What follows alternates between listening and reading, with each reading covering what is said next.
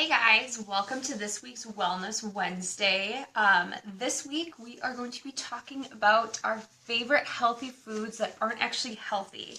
So there's a lot of stuff going around that is discussing, what are really healthy foods because we're on this big health kick, which is great. But oftentimes there's misconstrued ideas of what actually is healthy to eat.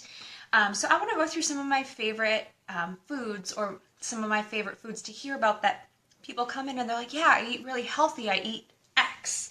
And it's really interesting to me when people tell me that they're eating healthy, but then they tell me that they're eating these foods because it just really exemplifies that there's a lot of misinformation and a lot of miseducation out there on what is actually healthy to eat. So today I wanted to kind of go through some of those really common misconceptions on what is healthy. So one of my absolute favorite healthy foods that people tell me about that they eat is granola. Granola has a lot of nutrients in it. But when you buy granola, the vast majority of the time it is going to be filled with sugar as well as a lot of calories. So when people say, oh yeah, I'm dieting or I'm cutting my calories down so I have yogurt and granola and some fruit. Yes, it is very nutrient dense, but it is also just loaded with calories and sugar.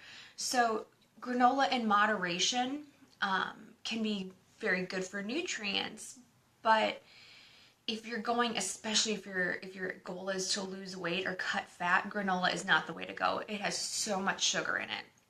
And on the note of, yogurt and granola together, yogurt is another big one.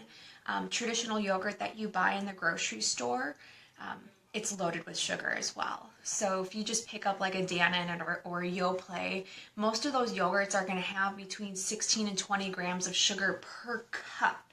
That's crazy. When your doctors talk to you about or talk about maintaining healthy sugar levels, they're going to say aim to stay below 50 grams of sugar per day. That's still really high. That's just for people who are like pre-diabetes, trying to just get your sugar levels under control. If we really want to talk about maintaining healthy sugar levels, we want to stay below 30 grams of sugar per day. So when you have one yogurt cup and it's 16 to 20 grams of sugar, that's a lot. So that's one area to look. Yogurt is an amazing source of protein. So there are alternative routes. My favorite route is Kite Hill. They've got a really good unsweetened almond milk yogurt. It doesn't have to be almond milk. I just can't have dairy without getting sick. So I like the almond milk one, but they've got an unsweetened one. It tastes very different than your traditional sweetened yogurt that you pick up off the shelf. So if you use a little bit of honey, you can control what the amount of sugar and the amount of sweetness you're putting in there. So you're not going to get the full 16 grams of sugar. You're going to get a little sugar in there, a little sweetness in there, but it's going to be a lot lower. You're going to get that sweetness that you like, or just throw a little bit of fruit in there. Again, it's going to be sugar in there from the fruit, but it's going to be a naturally sweetened amount of sugar. The other option that people say is, well, I get the zero sugar yogurt. Well, then you're getting artificial sweeteners, and that's not necessarily the best option either.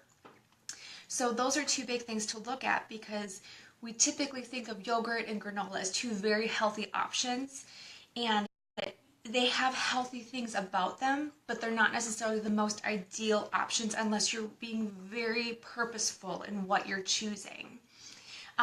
Another big thing that I hear about a lot is juice. We have a lot of people who say, oh yeah, I have my orange juice in the morning. That's really healthy. Again, there's a lot of really good nutrients if you're making your own orange juice, if you're juicing an actual orange. Great. If you're buying orange juice off the shelf, not the best idea.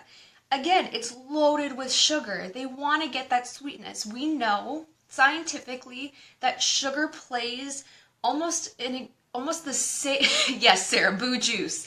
Sugar plays almost the same role in our brains as cocaine and other drugs.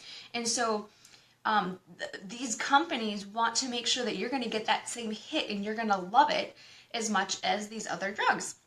And it's not that they're these drug companies, but you're going to be more prone to buy this juice if it's going to have that same sugar hit. And so you're going to be more prone to get this really good, delicious, sugary, sweet juice as opposed to, oh, it's just this freshly squeezed orange juice that doesn't have that intense sweetness that we're used to getting from Sunny D or juices like that. So juice can be good when you squeeze it fresh yourself, but be careful when you're getting concentrate juice or juice out of a carton at the grocery store. And I know I keep talking about sugar, and so a lot of people say, "Oh, well, I get the no sugar." Okay, cool, but make sure that you're not getting one that has artificial sweeteners. Aspartame specifically is a really common artificial sweetener that's actually banned in Europe and other countries because it's known as a neurotoxin. So there are people that have specific aspartame allergies, and there's other people who are just responsive to it. But it's a neurotoxin in the body. It literally affects and damages your nerves. People will have, when people talk about like neuropathies, diabetic neuropathies, I have tingling in my toes. That's what we're talking about. It damages your nerves. But oh, it's sugar-free. I'm not gonna have that same response in my body. No, you don't have the same response in your body as if you're having actual sugar. You have a different and actually worse response in your body. So it's a give and a take, but it's not a take that you really want to get. So whenever I see sugar-free, I want to make sure that you're really looking at that because it usually means chemical shitstorm. The other one that I see a lot of is, oh, well, I have low fat, especially low fat dressing. I'm going to have a salad with low fat dressing. Low fat means more sugar. So, and again, if it's not more sugar, it's artificial sweetener. None of that is good. And so really people are afraid of fat. Eating fat doesn't make us fat.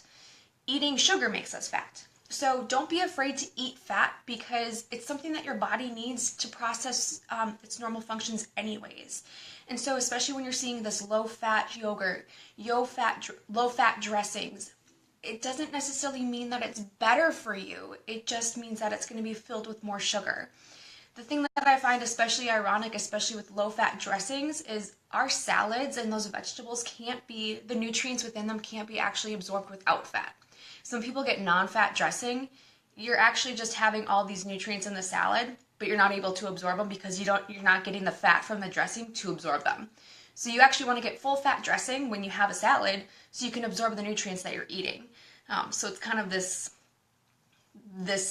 twofold thing that people think that they're being even healthier with eating a salad that has no fat in the dressing.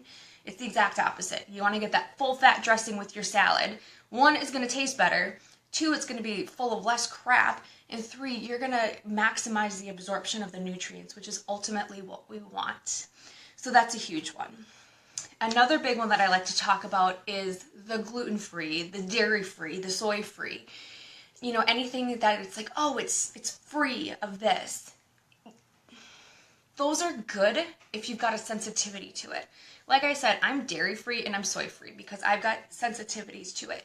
That doesn't necessarily mean the food is healthier. They've got so delicious, and avocado oil is definitely amazing.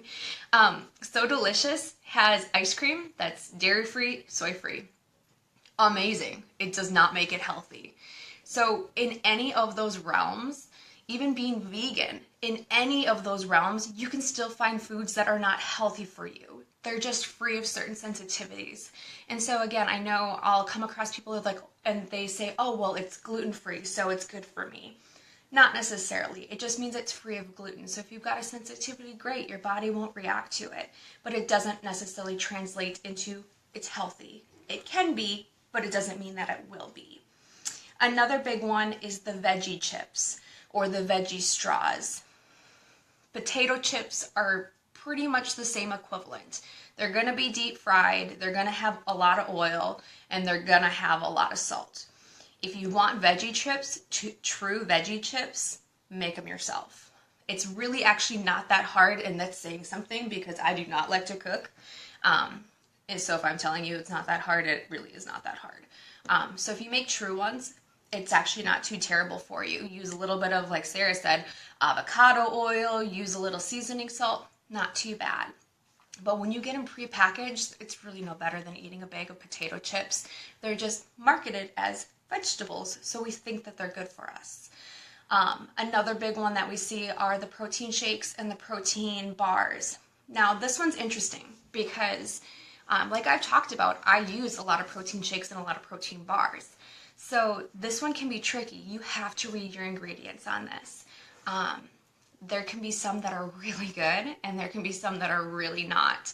And this comes down to a lot of the sugar content, a lot of the junk that's filled with them.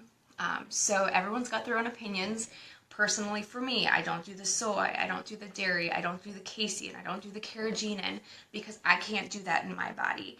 I don't react well with it. So you need to find what reacts with you, but make sure that you're not getting the junk fillers in yours because, again, it's not going to make it healthy. You want to get the nutrient-dense foods.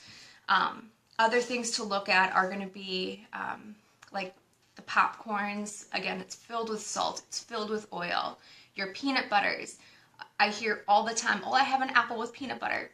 Try an apple with almond butter because even that's still going to have a good amount of sugar. But peanut butter is loaded with sugar. And if you're noticing this theme here, it's all coming down to sugar. Everything is just loaded with sugar. All these things that we think are healthy are loaded with sugar.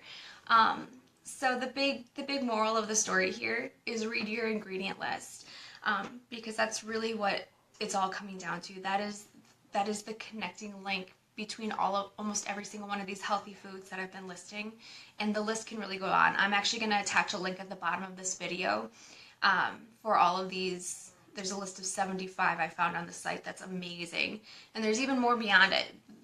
The big thing is look at the ingredients and look at the serving size per ingredient because that's another big thing. Is you'll see this bag and it's like, oh, this is like a serving size bag, but then you'll see 3 servings.